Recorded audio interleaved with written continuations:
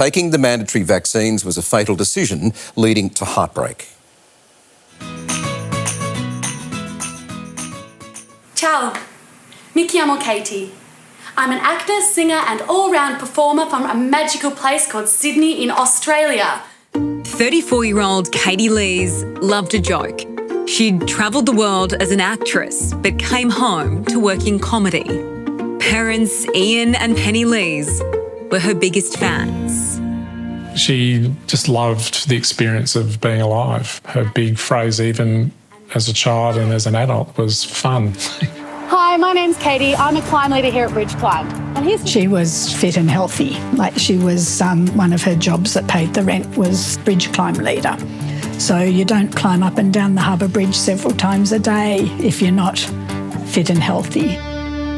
Katie was performing in Sydney when COVID numbers started going up and the city went into lockdown. The only way back to freedom, we were told, was to get vaccinated. I think for her, like in lockdown, obviously there's no performance, there's no art. The arts just shut down. Her 2 jobs stopped. In June 2021, Pfizer became the preferred vaccine for young adults like Katie, but supplies were low. There was an oversupply of AstraZeneca linked with a rare but fatal blood clotting disorder. Under pressure to speed up the rollout, Scott Morrison announced a major change in the guidelines. The ATAGI advice talks about a preference for AstraZeneca to be available and made available to those as preferred for those over 60. But the advice does not preclude persons under 60 from getting the AstraZeneca vaccine. The consequence of that decision and that announcement, there's a strong connection between Katie's decision-making and that announcement. I saw her the morning before she went and got the vaccine, and she said to me, "Dad, I'm just so proud of what I'm doing for the community." Katie followed the latest advice and had the AstraZeneca vaccine.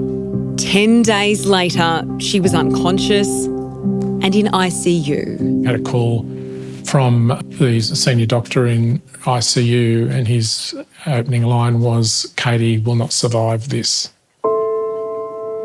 After 3 days in ICU, the family made the heart-wrenching decision to turn off Katie's life support.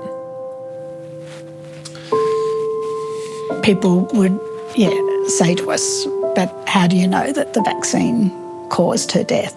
And we'd say it's actually on her death certificate. Not only were Ian and Penny met with scepticism about the cause of their daughter's death, they were cruelly labelled anti-vaxxers for speaking out. And I always say to people, which bit of people dying or getting disabled from being vaccinated makes you an anti-vaxxer?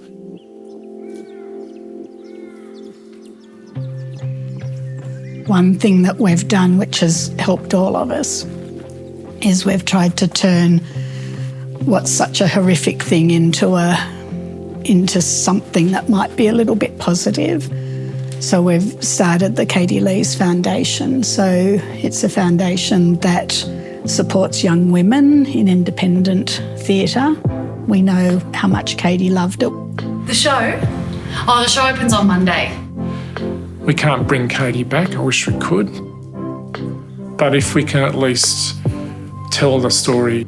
There's no doubt that a fit, healthy 34-year-old died from the vaccine.